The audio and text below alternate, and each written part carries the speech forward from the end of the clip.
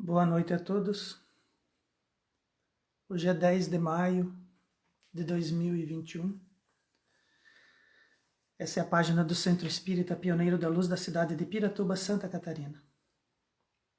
Convido a todos para nos unirmos em pensamento e realizarmos uma oração para darmos o início aos estudos de hoje. Deus, nosso Pai, Jesus, nosso Mestre, mentores espirituais da codificação, nossos guias espirituais da Casa Espírita, queremos agradecer por podermos todos nos reunir essa noite, nessa casa de oração e de estudo, sobre a égide do Cristo, sobre as suas orientações, sobre os seus conselhos, sobre a doutrina espírita que tanto nos elucida e nos auxilia. Queremos solicitar para que os bons espíritos estejam conosco, nos inspirando e colocando dentro de nós a energia necessária para que possamos congregar nossos pensamentos, elevar nossas intenções e buscarmos o alto, as fontes infinitas de sabedoria, de consciência, de equilíbrio e de paz. Que assim seja. Para a noite de hoje, nós escolhemos como título Mediunidade Silenciosa. Nós nos inspiramos no Livro dos Espíritos, na questão 932, e no livro Segurança Mediúnica do Espírito Miramês, pela mediunidade de João Nunes Maia, na página 89. A espiritualidade nos orienta a realizar o bem sempre que pudermos. Todavia, salienta que nesse trabalho devemos atender à discrição e o silêncio, conforme o Mestre falou. Que a sua mão esquerda desconheça o que fez a tua mão direita. Então Jesus, quando esteve entre nós, nos orientava a realizar o bem, mas a realizar o bem de forma silenciosa, a realizar o bem de forma discreta, para que aquele que recebe a nossa ajuda não se sinta constrangido e para que as nossas ações não vibrem para nós como intenções, como egoísmos, como forma de nos elevarmos, mas sim antes nos ensinando, dentro desse trabalho de caridade, como agir, como pensar e como fazer tudo com humildade. A espiritualidade nos orienta a realizar o bem sempre que pudermos. Parece um bom conselho, mas a gente precisa meditar a respeito dessa frase, porque diversas vezes a caridade nos passa despercebido. Nós não treinamos os nossos olhos e as nossas intenções a ponto de conseguirmos perceber as pessoas que estão necessitando de ajuda, termos a perspicácia num determinado momento de verificar em loco a necessidade de uma intervenção positiva baseada nas orientações do Cristo. E, às vezes, essas oportunidades nos escapam por pura inexperiência da nossa parte. Porém, às vezes, nós desejamos fazer o bem. Às vezes, nós buscamos aquela pessoa, aquela situação que nós desejamos auxiliar e desejamos realizar uma intromissão positiva ali. Mas existem situações em que mesmo nós desejando fazer o bem, mesmo nós desejando realizar o bem, a gente não consegue. Às vezes a gente quer fazer alguma coisa, quer realizar alguma coisa e a gente não consegue. Então são situações diferentes. Aquela que talvez se nós treinássemos o nosso olhar, nós conseguiríamos ver e realizar ali o bem que nós podemos. Mas também tem aquela aonde nós desejamos ajudar, queremos ajudar, mas nós não podemos. Somos impedidos. Então existem alças de responsabilização. Aquela em que nós somos chamados a realizar e a trabalhar e aquela que escapa da nossa responsabilidade, caindo na responsabilidade de outros ou caindo na via do próprio indivíduo, que naquela situação, sobre aquela circunstância, ele precisa realizar aquilo sozinho, sem intervenção nenhuma, sem o auxílio de ninguém, somente com o auxílio da espiritualidade e com os seus potenciais. Então, esse realizar o bem sempre que pudermos tem esse duplo aspecto. Quando nos é permitido, quando a nossa responsabilidade pode intervir ali, ou quando nós, vivenciando os fatos da vida, vemos, compreendemos que podemos ajudar e nos movimentamos para isso, podendo, então, realizar essa ação, sempre observando a regra do Cristo. O bem sempre mostrará seu valor, prescindindo de nossa ostentação e vaidade. A natureza do universo é o bem. Nós já vimos em conversas anteriores que o mal é a ignorância, o mal é a incompreensão, o mal é um momento. Os indivíduos estão realizando coisas erradas pela falta de conhecimento, pela ignorância das coisas espirituais. Então o bem, ele invariavelmente, com o tempo, vai se mostrar. O bem, ele vai preponderar sempre. E quando o bem tem essa energia, quando o bem verte de uma fonte superior, que seria Deus, que é o infinito bem, que é a infinita misericórdia, a infinita ajuda, a infinita compreensão, esse bem, ele dispensa a nossa ostentação. O bem, ele se movimenta pelas forças, pelas leis universais. Então, o bem não precisa ser empurrado por nós. O bem prescinde, ele dispensa, ele quer distância da nossa ostentação e vaidade. Porque se nós vamos buscar o bem, se nós agimos no bem, e as nossas vistas são para atender a nossa vaidade e para que nós possamos ostentar enquanto estamos realizando as coisas do bem, que por si só vai se revelar, dispensando que nós o interpretemos dentro da nossa ignorância e façamos uma intervenção muitas vezes ostensiva e vaidosa. Os maus, eles são audaciosos. E eles fazem mais barulho do que os bons, de modo que eles parecem mais numerosos. Então, quando nós, nesse mundo moderno de comunicações muito rápidas, de notícias muito velozes, de redes sociais que distribuem as notícias rapidamente por todo o globo, para todas as pessoas, né?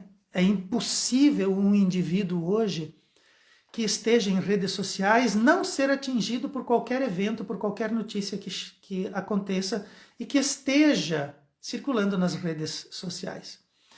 E essas notícias, essas redes, elas vão sempre dar preferência para as coisas que não são do bem, as coisas que não são tão boas.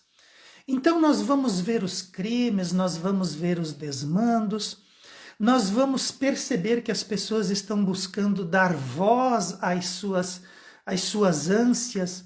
Então, as redes sociais e as notícias são muito barulhentas, elas gritam alto, elas vociferam, elas são intransigentes, elas usam frases de efeito, elas agridem verbalmente. Mas isso é o caminho dos maus. Os maus precisam desses barulhos. Os maus ainda são ignorantes. As coisas do mal são muito materiais, então elas esbarram, elas derrubam, elas farfalham, elas se mostram barulhentas. Então os maus, eles são audaciosos e eles parecem mais numerosos. Inclusive até porque em termos de consumismos de informação, aquelas informações mais agressivas, aquelas informações mais violentas, aquilo que salta aos olhos e que choca os sentidos, sempre vai receber mais atenção. As pessoas se sentem enfadadas, se sentem enfadonhas, quando você mostra na televisão ou mostra nas redes sociais um bom exemplo. Quando o bem está agindo, quando o bem faz o seu trabalho, quando o bem age, ele o faz em silêncio. E isso, esse trabalho silencioso, esse caminhar silencioso, esse processo suave de manifestação, deixa as pessoas com sono. Então, as mídias, em geral, não vão atrás das coisas do bem, mas o bem sempre é mais numeroso. Se nós observarmos com atenção as notícias ruins do dia, elas se repetem em todos os jornais e em todas as redes sociais, então nós vamos ter meia dúzia de fatos ruins que vão fazer os jornais e os comentários do dia parecerem que aquilo está tomando o mundo, quando na verdade, se nós formos observar bem, são meia dúzia de fatos. São dignos de arrepiar qualquer um, são fatos dignos de nós fugirmos deles. Mas eles vão parecer numerosos, eles vão parecer que aquilo é a geral, que aquilo é o que está acontecendo no mundo todo, quando na verdade não é. No mundo todo, pessoas estão estudando, pessoas estão ajudando pessoas, pessoas estão trabalhando e construindo um futuro melhor, pessoas estão prestando serviço, pessoas estão se relacionando, pessoas estão gerando amizades, gerando comércios, recursos. O progresso está em movimento, mas ele está num movimento silencioso. O sol, quando se levanta de manhã cedo, ele é silencioso. O dia, quando caminha, faz em silêncio. A tarde, quando chega, é suave e serena. Os indivíduos que estão fazendo o progresso caminhar e se movimentar, as engrenagens do progresso se movimentarem, o fazem em silêncio. Deus trabalha em silêncio. O universo, quando é observado, é silencioso. Os barulhos, os seus vagidos só vão aparecer quando nós nos aproximamos muito dele e conseguimos perceber os seus movimentos, os seus burburinhos. Mas, visto pela amplidão, o universo é silencioso. Mas ele é poderoso, ele é monumental, ele é forte, apesar de ser silencioso.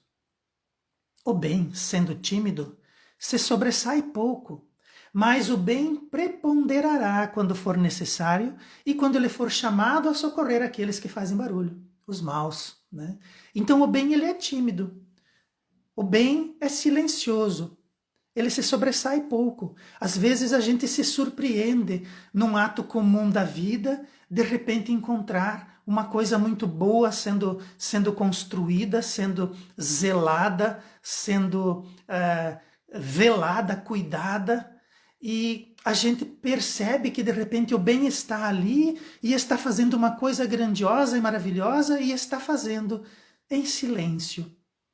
Está fazendo sem se sobressair, está numa mediunidade silenciosa, onde aqueles indivíduos, ou aquela pessoa, ou aquela situação, está sendo conduzida silenciosamente. Aquele indivíduo que está ali está conectado com os bons mentores, com os bons espíritos, e ele está realizando um trabalho conectado com o alto silenciosamente. Então o bem está presente em muitos lugares, o bem ele se sobressai quando ele vai precisar, quando ele precisar se preponderará, ele o fará, e ele vai fazer isso quando ele for chamado. Aqueles maus, os audaciosos, os barulhentos, quando eles precisarem de socorro, quem o fará é o bem, em seu silêncio, em sua timidez. O cristianismo nasceu e soube esperar pacientemente pelos séculos, sem necessidade de aperfeiçoamento, mas sim para que nós estivéssemos preparados para suportar a limpidez e a abrangência dos seus conceitos, voltando agora pela doutrina espírita para elucidar aquilo que restava a ser revelado sem dogmatismo. Então o cristianismo, se nós observarmos, o Cristo, ele era silencioso, ele falava pouco. O Cristo, o nosso mestre, não deixou nada escrito. E ele falava tão pouco que os seus seguidores, os seus apóstolos, os seus amigos conseguiram guardar tudo o que ele falou. e conseguiram escrever isso, conseguiram transcrever isso através das suas lembranças, das suas memórias, conseguiram colocar em materializar essas falas do Cristo e esses exemplos do Cristo para que chegasse até nós. Então esse movimento iniciado lá pelo Cristo, de forma discreta, mas forte, né, sem passar despercebida, o cristianismo nasce, se desenvolve vagarosamente, um coração por vez, essa é a meta do Cristo, pacientemente pelos séculos, chega até nós hoje. Ele é o mesmo cristianismo, as falas do Cristo são as mesmas. Quando ele diz que a sua mão direita não saiba o que a sua mão esquerda fez, ainda é a fala dele. Não houve acréscimo nisso, não há como colocar acréscimo nisso. Por isso que o Cristo falava com parábolas, porque as parábolas não tem como você mudar aquela história. É uma história, é uma tradição oral. Os judeus daquela época faziam muito isso, transmitiam muitos conhecimentos de forma oral. E faziam isso contando histórias. Então, quando eles contavam essas histórias, não há como você mudar a história. Você pode usar mais palavras, ser mais prolixo, mas você vai contar a história do mesmo jeito. O conteúdo moral dela não se altera. E o cristianismo, ele perpassa os séculos e ele não mudou. O movimento cristão se alterou, o movimento cristão se empoderou do cristianismo e esse movimento fez algumas mudanças. Mas o cristianismo, na sua essência, e agora voltando pela doutrina espírita como o evangelho redivivo, esse cristianismo aguardou pacientemente pelos séculos. Não para que ele fosse melhorado, pois ele ainda é o mesmo. Mas ele aguardou que nós estivéssemos preparados. O cristianismo aguardou que nós estivéssemos prontos para suportar. Essa palavra é forte. Suportar. Nós ainda não ouvimos e quando ouvimos ainda ficamos chocados. Quando Cristo diz, larga tudo e me segue. Abandona tudo e me segue. Isso é uma proposta muito forte, nos afeta profundamente ainda hoje. Nós ainda não suportamos abandonar tudo, largar tudo e seguir o Cristo. Então o cristianismo está aguardando, o cristianismo, o Cristo nos seus movimentos, nos seus ensinamentos, ainda espera que nós tenhamos condições, que nós estejamos preparados para suportar a limpidez e abrangência dos seus conceitos. E o cristianismo, ele é silencioso, ele está aí. O cristianismo, ele se revela pelas pessoas, por aqueles que se dizem seguidores do Cristo, pelo exemplo que esses seguidores do Cristo dão, pelos exemplos que aqueles que abraçam as doutrinas, sejam as doutrinas cristãs comuns, sejam a doutrina espírita, pelo exemplo que essas pessoas dão quando abraçam essas doutrinas. Porque Kardec já dizia, o bom espírito é aquele que se supera todos os dias. Não é o perfeito, é aquele que deseja conseguir essa perfeição e que busca e que trabalha e que se esforça para isso. E esse cristianismo ainda aguarda para se revelar sem dogmatismos. Então nós ainda dentro do nosso processo precisamos acolchoar, precisamos calçar esse nosso cristianismo moderno, a nossa doutrina espírita, com os dogmatismos. Nós imaginamos que são necessários dogmatismos, que o cristianismo e o movimento do Cristo e a doutrina espírita precisa que nós calcemos, que nós forremos todo esse aprendizado com coisas que são pétreas. Quando, na verdade, o cristianismo passeou pela nossa sociedade, passeou pela nossa consciência coletiva, passeou pela humanidade e não precisou em nenhum momento ser granítica. Ela era suave, ela era verdadeira, ela era paciente, ela era silenciosa. Era uma verdade que se suportava a si mesmo, aguardando que nós estivéssemos preparados. Muitas pessoas buscam a aprovação pelo que fazem de bem, ou sentem um prazer ostensivo na ação da caridade. Então as pessoas elas ficam buscando prazeres. As pessoas, nós modernamente falando, nós ainda estamos muito estreitos com a matéria, nós precisamos ainda dessa condição material, nós precisamos nos estimular. Então existem pessoas que buscam esse prazer da caridade, mas eles buscam esse prazer como um prazer material, eles querem se sentir bem. Eles querem respirar bem, eles querem se recostar dentro das suas casas depois de um dia de caridade e eles querem se sentar lá e sentir o prazer da caridade que fizeram.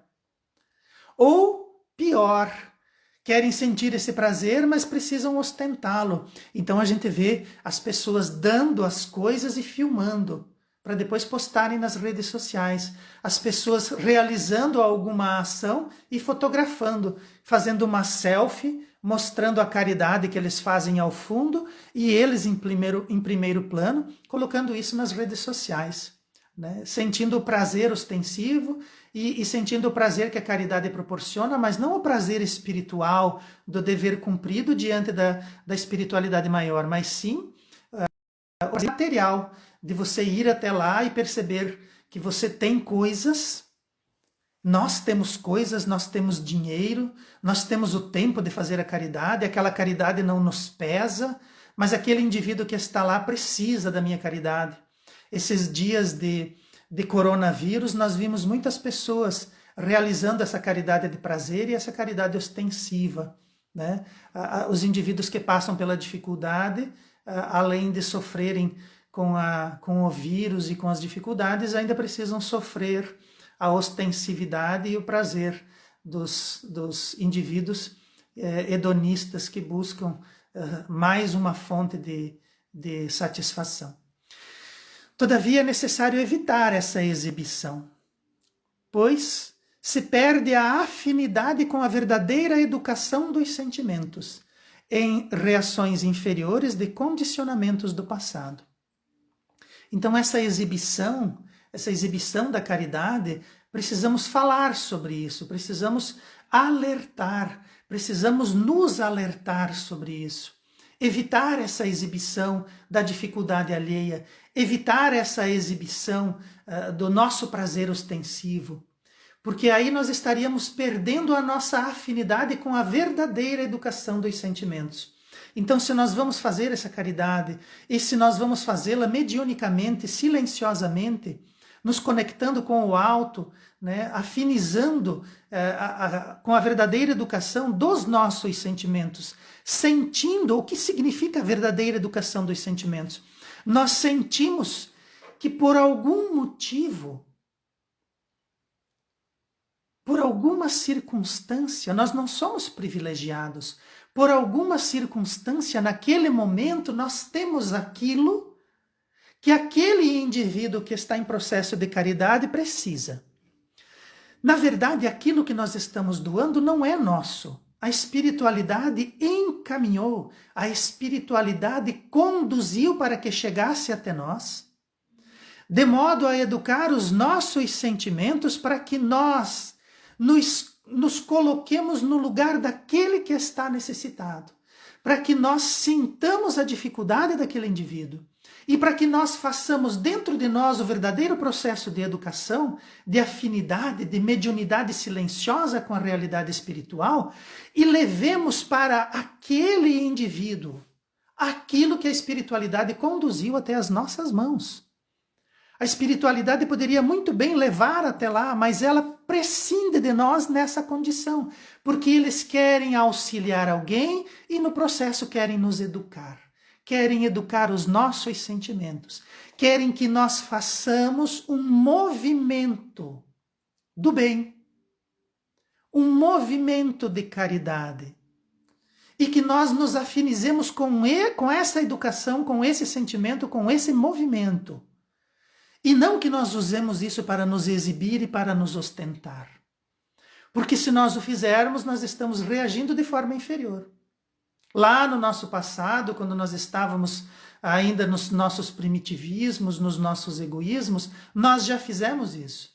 Agora nós estamos numa condição melhor, não porque nós merecemos, porque nós precisamos nos educar nesse sentimento de caridade e de auxílio para o próximo. Nós precisamos nos educar nesse momento. Esse elemento que nós vamos despender do nosso material e levar até aquele que precisa da nossa caridade, ele não é nosso, ele está conosco para que nós possamos realizar a nossa educação. É um elemento educativo. Não é uma fartura que cai do céu sobre as nossas cabeças. É um elemento educativo que vai pesar em nosso coração se nós utilizarmos mal. O amor que começa a despontar em nosso coração pode ser desvalorizado pela nossa presunção. Pois quem alardeia engana a si mesmo e deveria entregar o bem que faz ao silêncio do Cristo para a própria renovação. Então, quando nós olhamos para o lado e percebemos que alguém precisa da nossa ajuda, quando nós olhamos para o lado e percebemos que alguém pode ser ajudado pela nossa ação, é uma pequena luz, é um pequeno despontar do nosso coração. E esse pequeno começo, essa pequena luz, ela pode ser desvalorizada se nós ficarmos presunçosos, achando que nós temos muito, que nós temos tudo, nós temos saúde, nós temos tempo, nós temos dinheiro, nós temos roupa que sobra, comida que sobra, nós temos condições de ajudar. É uma presunção nossa. Porque assim como nós temos, nós podemos deixar de ter. As coisas materiais são do universo e o universo é de Deus. Nós, como espíritos, vamos levar somente as energias que vamos construindo nos nossos processos de aprendizagem. Nós vamos construindo a energia do amor, a energia do coração. Nós vamos construindo a energia da caridade, nós vamos construindo a energia da paciência, nós vamos construindo energias. E é isso que o espírito precisa, energias. O espírito precisa se energizar do amor de Deus, se energizar da caridade possível de ser feita e que passa pela nossa ação, não a nossa presunção. Essa nossa presunção diz para nós que nós somos melhor do que aquele que está em situação desfavorável. Mas a reencarnação, elucidada por Kardec, diz que nós podemos amanhã estar na condição daquele que necessita. Talvez por conta da presunção que nós usamos hoje quando fazemos a caridade. Então nós estamos enganando a nós mesmos. Nós ficamos pressupondo que somos bons, quando na verdade nós precisamos ser bons silenciosamente. Fazer o bem silencioso e entregar ao Cristo. E nos renovarmos nesse processo. Vamos conferir o que estamos fazendo em nossa vida, evitando agir como os fariseus tão repreendidos pelo Cristo. Sejamos discretos, mostrando uma atitude de discernimento em atitude de caridade, pois o devaneio interrompe o valor espiritual os valores espirituais que nos foram entregues. Então Jesus, quando esteve entre nós, combatia os fariseus. É uma atitude farisaica a nossa, muitas vezes, de realizar o bem e o fazê-lo às vistas dos nossos companheiros, quando Cristo já nos repreendia para que nós fôssemos discretos, para que a nossa mão direita não soubesse da mão esquerda. Kardec, no Evangelho segundo o Espiritismo, na introdução, ele traz lá no item 3 notícias históricas. E Kardec ele nos fala quem são os escribas, quem são os fariseus, os portageiros, os publicanos, e fala para nós quem são esses fariseus. Kardec diz assim: os fariseus tomavam parte ativa nas controvérsias religiosas. Então eles adoravam uma discussão, eles queriam a discussão. Né? E fariseu vem do hebreu parash, divisão ou separação. Então eles trabalhavam mais para dividir e conquistar do que para juntar e colar com amor. Eles eram servis observadores das práticas exteriores do culto e das cerimônias. Então eram práticas exteriores, servis observadores dessas práticas, cheio de um zelo ardente de proselitismo. Então eles tinham um zelo ardente, mas o que eles queriam eram seguidores. Eles queriam convencer as pessoas a caminhar junto com eles.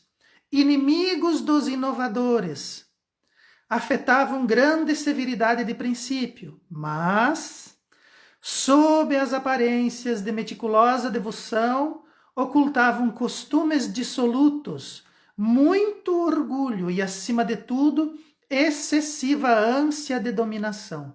Quando muitas vezes nós fazemos lá as nossas caridades e fazemos as nossas selfies junto, na verdade nós estamos ali talvez demonstrando o quanto nós dominamos aquela pessoa, né?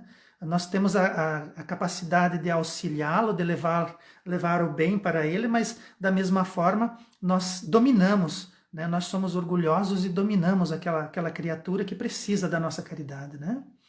Para eles, a religião era mais um meio de chegarem aos seus fins do que o objeto de fé sincera.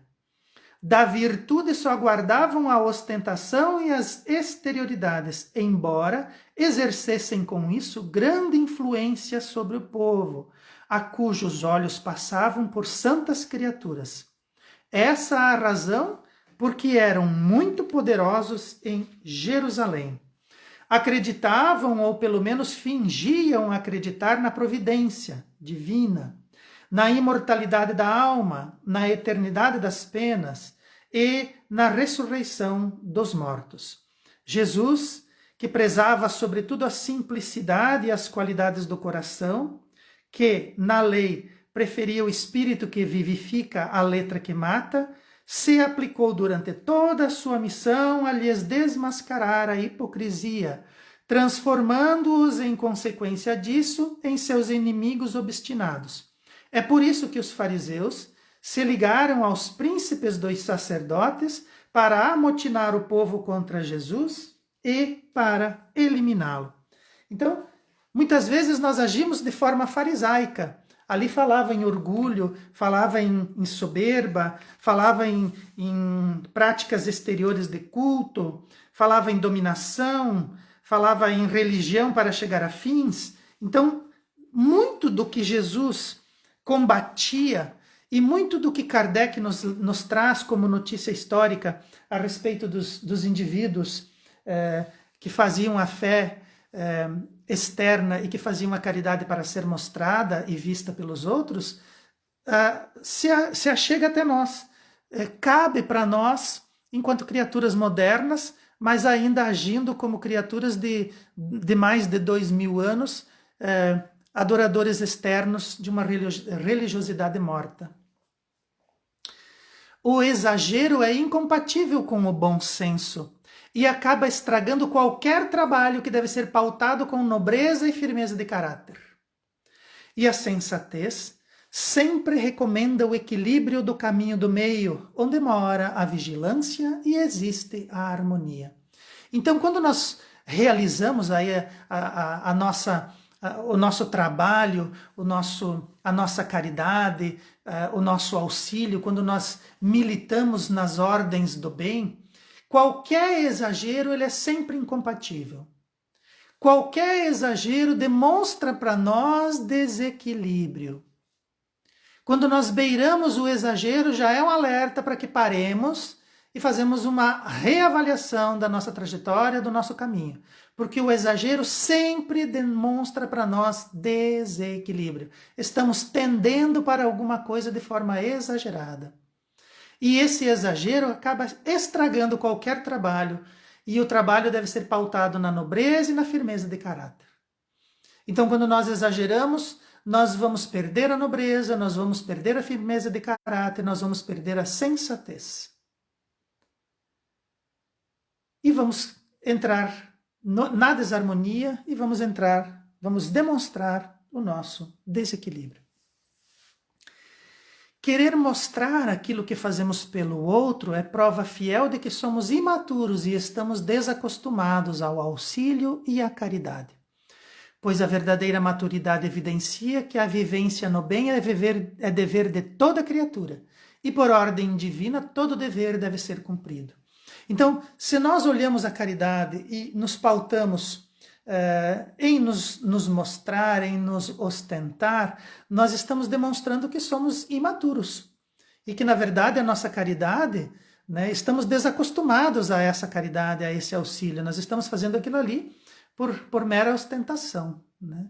A verdadeira maturidade evidencia vivência no bem. Vivência no bem.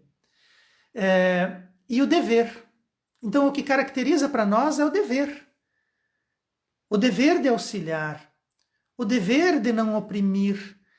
O dever de compreender que aquelas coisas materiais que sobram para nós, muitas vezes estão sobrando para que nós façamos a caridade, para que nós nos coloquemos sob a ordem divina, que diz que nós devemos compartilhar, que nós não devemos ser egoístas, que nós devemos ser altruístas, que é um dever ajudar as criaturas que estão em dificuldade, e fazê-la em silêncio.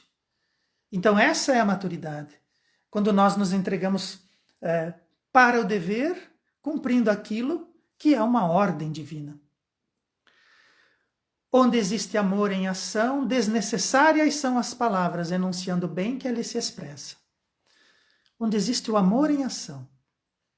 Muitas vezes, se nós não temos necessidades materiais prementes, é bem possível que nós tenhamos necessidades espirituais. Talvez as nossas maiores necessidades sejam espirituais. Os espíritos deixam claro que os momentos difíceis da arena e do circo, das feras e da tortura, passaram.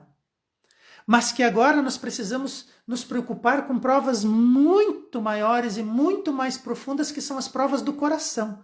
As provas físicas, nós já as vencemos. Mas ainda nos cabe as provas do coração, as provas do espírito, as provas da moral, que vão agir profundamente no nosso espírito, nas nossas convicções, nos nossos sentimentos. E muitas vezes nós vamos precisar de auxílio, de ajuda. Muitas vezes nós vamos precisar do amor em ação, caridade. Nós vamos precisar de caridade nos nossos sentimentos.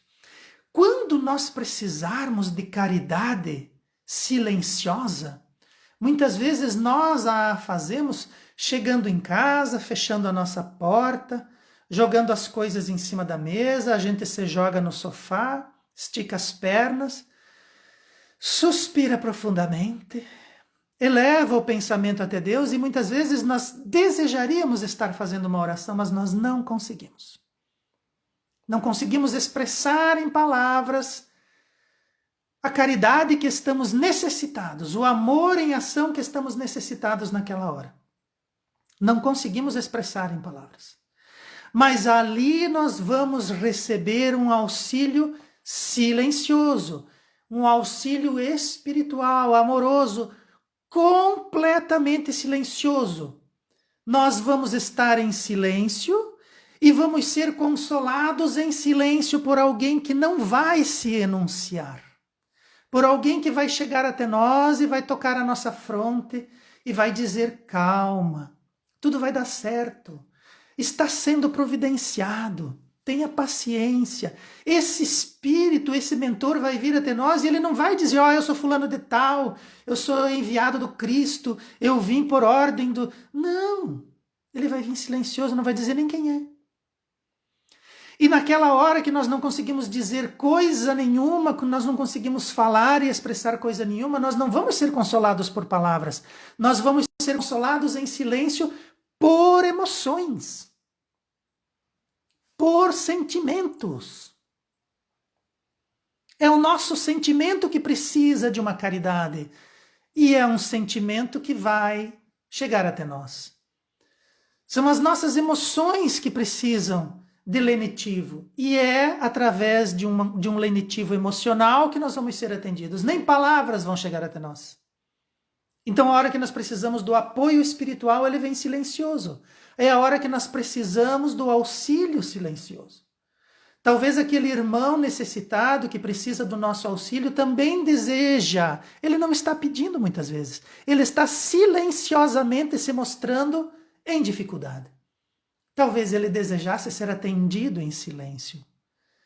Talvez ele desejasse um olhar compreensivo.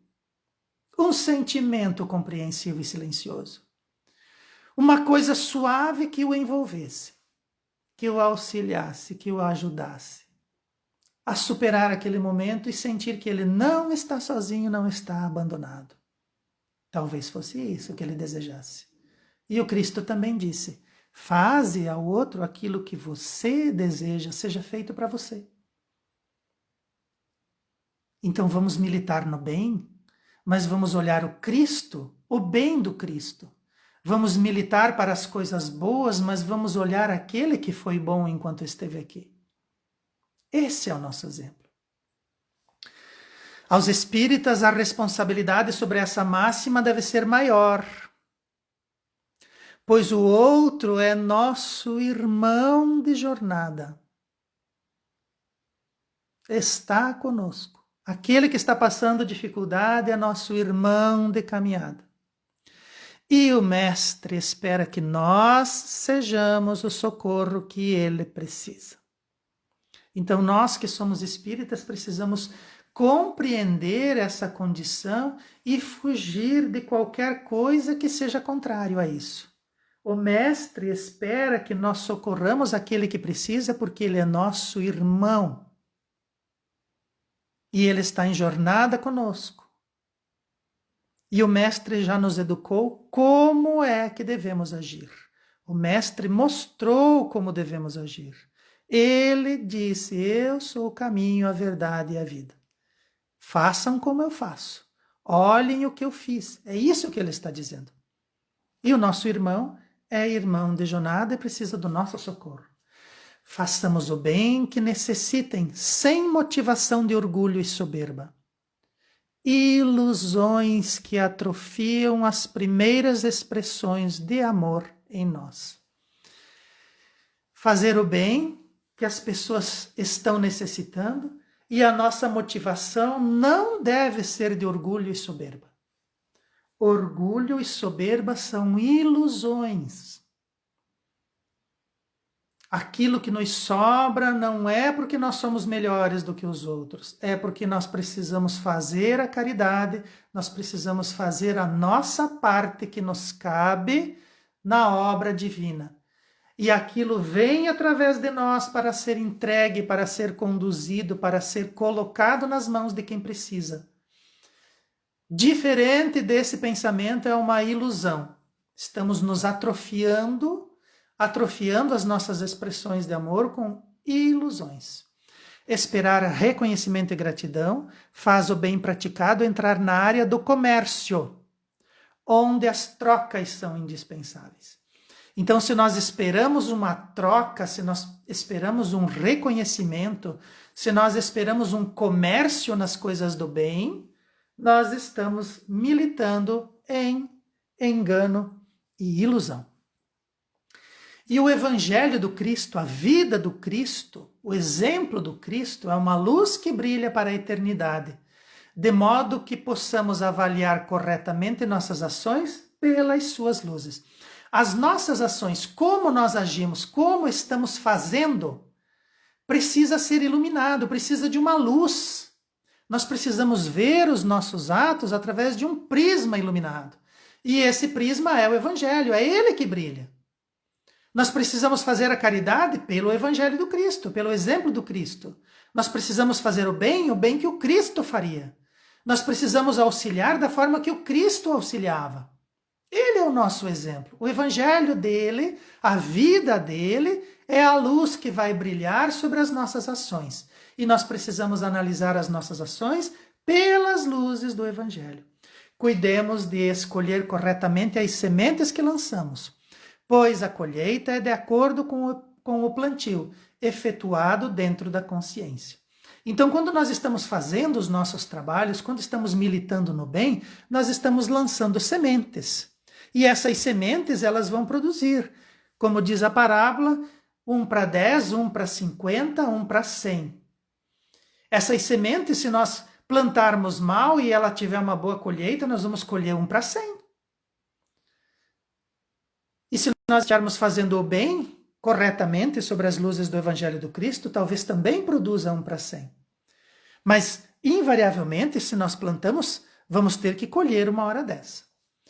Tudo pertence a Deus, mas Ele atribui para nós diversas tarefas, de modo que conquistemos ganhos espirituais expressivos pelo nosso próprio esforço.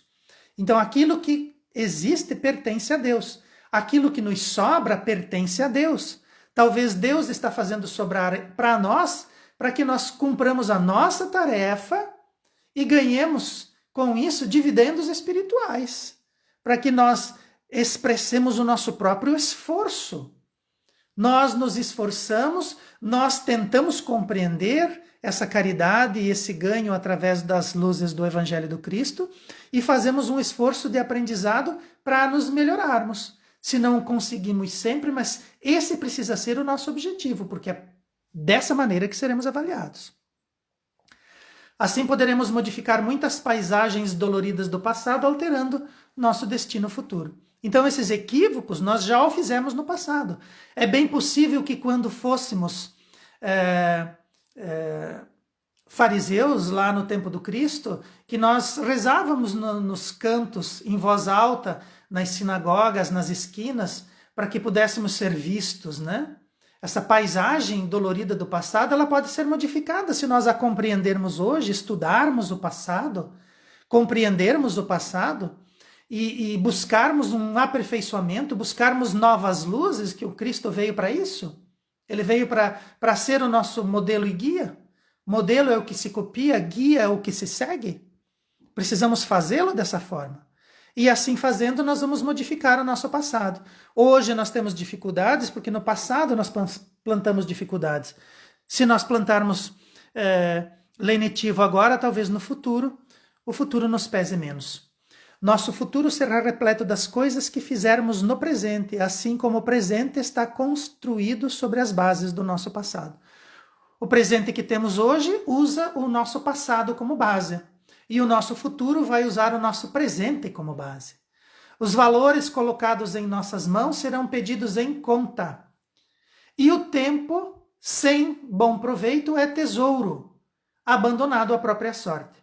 Então, esses valores, esses bens materiais necessários à caridade que aguarda, eles são colocados em nossa mão, mas eles vão ser pedidos conta no futuro.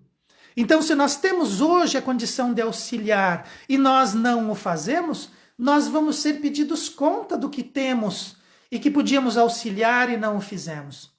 Aquilo que de repente representaria para nós um dividendo de misericórdia, de desprendimento, de caridade, vai pesar no nosso coração como matéria. Uma matéria inútil que passa a ser inútil porque nós não a utilizamos para o bem. E o tempo que tínhamos para o fazê-lo vai ficar abandonado à própria sorte. Então, se nós malbaratamos o tempo hoje, talvez precisemos de tempo no futuro e não o tenhamos.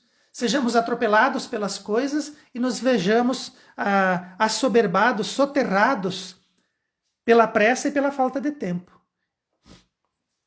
Se nós não multiplicarmos o tempo e os bens materiais em auxílio dos outros, entraremos em fracasso.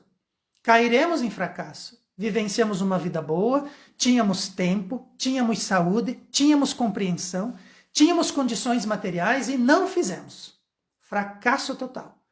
Vamos atrair assim trevas que criam reinos de desespero, compreendendo enfim que perdemos oportunidades de sentir as primeiras chamas da felicidade a nos aquecerem, no dever cumprido e na caridade, com o amor no bem.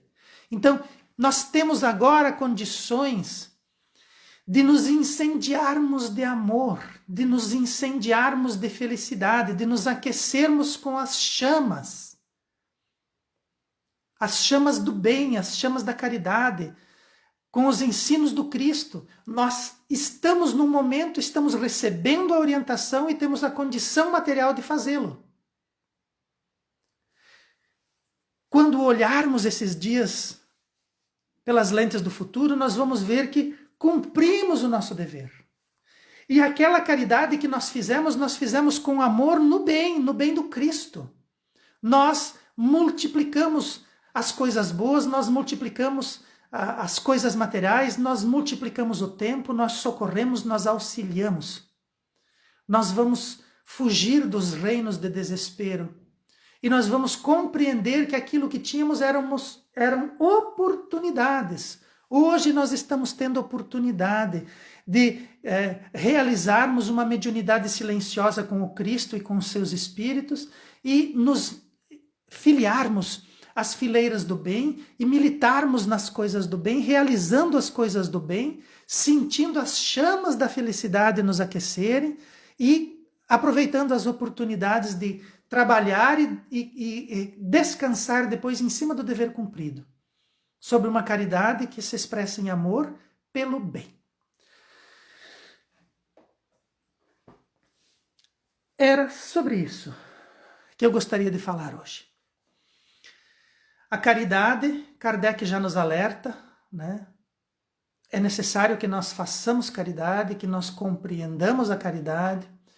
A caridade é a antítese do egoísmo, e o mundo material ele é um mundo egoísta, e esse mundo precisa ser suplantado pelo bem.